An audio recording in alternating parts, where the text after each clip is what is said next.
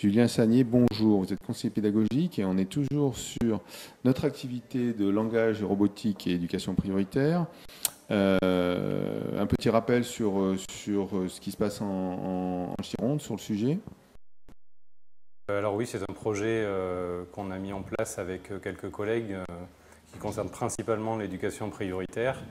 On essaye d'amener la robotique en classe sous diverses formes et donc notamment moi pour ce qui me concerne dans le cadre de rencontres en sciences et donc cette année particulièrement en robotique avec quelques classes. Alors ces rencontres robotiques, sous quelle forme ça se déroule? Alors, c'est voilà, dans un projet plus général de rencontres scientifiques. Ça s'organise en 2 temps. Un temps de préparation en classe avec un module qu'on fournit. Donc là, on s'est appuyé sur la séquence INI-Robot de l'INRIA. On forme les collègues aussi à ce moment-là. Donc les élèves des classes inscrites se préparent à la rencontre de façon à ce que tous les élèves arrivent avec un même niveau de maîtrise des connaissances. Et dans un deuxième temps, donc, on organise les rencontres, on regroupe 3 classes, on mélange les élèves et on les répartit ensuite dans des petits groupes de façon à relever des défis qui leur demandent de réinvestir ce qu'ils ont appris en classe, défis coopératifs. Alors l'objectif, s'il est pédagogique ou autre, des rencontres, enfin c'est quoi la stimulation entre établissements?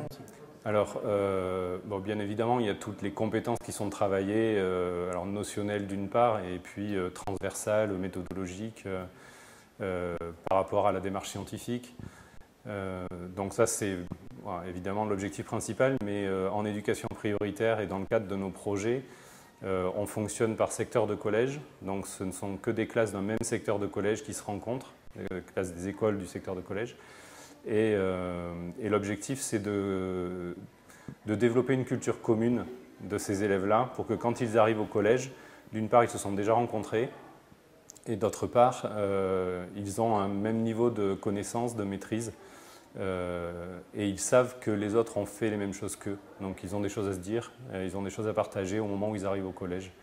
Ce qui était important pour nous en éducation prioritaire où souvent, il y avait une certaine tension, méconnaissance de l'autre. Voilà. Donc, cette culture partagée, c'est ce qui a donné naissance au projet en fait, à l'origine. D'accord. Et donc, vous impliquez les enseignants, j'imagine, aussi, des établissements, les chefs d'établissement ça... Alors, nous, pour l'instant, on est vraiment qu'au niveau des écoles primaires. On prépare le terrain en fait, pour le collège.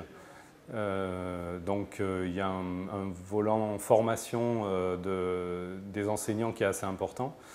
Depuis quelques années, on est en discussion avec les professeurs du collège qui se sont intéressés au projet parce qu'ils voient bien que depuis quelques années, il y a des élèves qui leur arrivent et qui ont des choses qu'ils ont en commun, ce qu'ils n'avaient pas avant.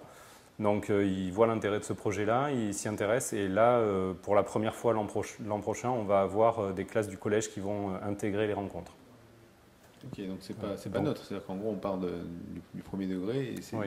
Et ensuite au collège. Voilà, ce qui va nous aider aussi, c'est le nouveau cycle 3, CM1, CM2, 6e, qui ouvre des portes. Voilà, ça va aussi faciliter les choses, mais voilà, c'est un travail de plusieurs années qui petit à petit va porter ses fruits. Vous êtes une des rares académies à avoir autant d'avance, il me semble, non? Alors sur les sciences, d'une part, au niveau de la Gironde, je pense qu'on est la seule circonscription à avoir ce type de projet-là.